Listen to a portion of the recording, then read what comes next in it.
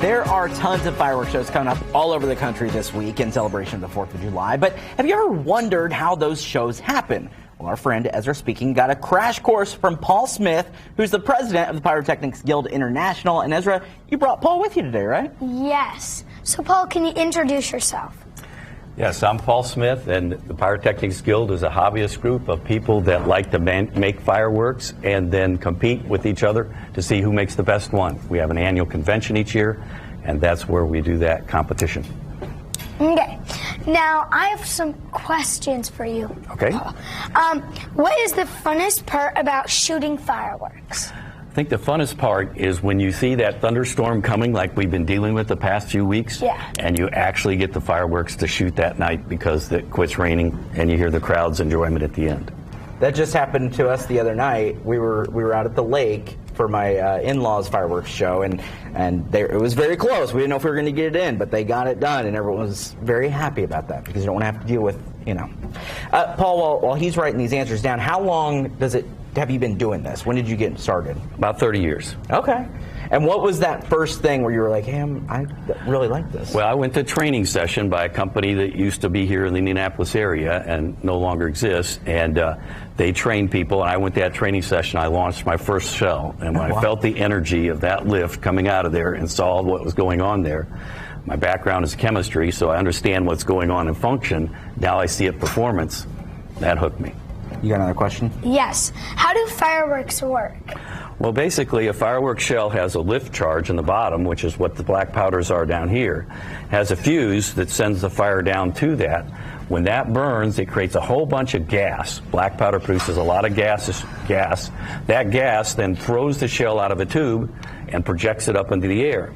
As it flies up in the air, the time fuse, which comes through here or here, these are time fuses, burns for a few seconds while it flies and allows it to open at the right time in the flight pattern and at the right altitude so you see the display. Alrighty. Three more. Do you press buttons to shoot fireworks? Yes, actually, in a fireworks show last night, we did both things.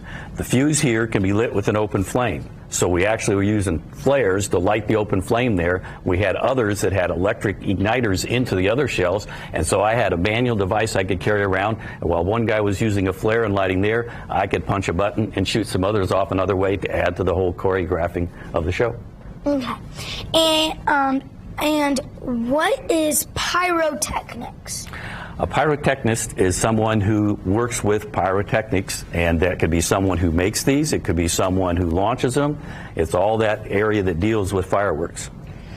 Paul, when you're doing a show, how do you choreograph that? Do you go into it with kind of an idea of, okay, I want this noise now and then this light here? I mean, how does that work?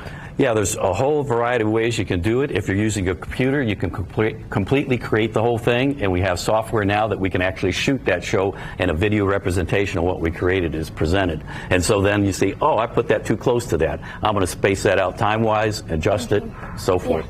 In hand fire, it's kind of random, and it's amazing how the randomness, it still seems to, hey, that was 3 greens together, and we didn't even realize it, but it just works out that way. Alrighty, one more question, and then I have a little gift for you. Okay. Can you shoot fireworks in the rain? It is a very limited situation there. Fireworks are very susceptible to moisture. Most of this is paper. Black powder is susceptible to that. If this gets wet, then it's not going to launch the shell out of there. If enough fire gets in there to start the time fuse, it's burning and it doesn't have any lift, and then that means it blows up in the tube. Oh, wow. So moisture is a factor there. If we cover it and have tight plastic over it, that keeps the water off, and we can shoot through the plastic, or aluminum foil can do that. But it's a limited situation. Generally, if it's raining, we can't shoot it. We got about 30 seconds, so what's your gift to give him? Here is a new Ezra Speaking pen.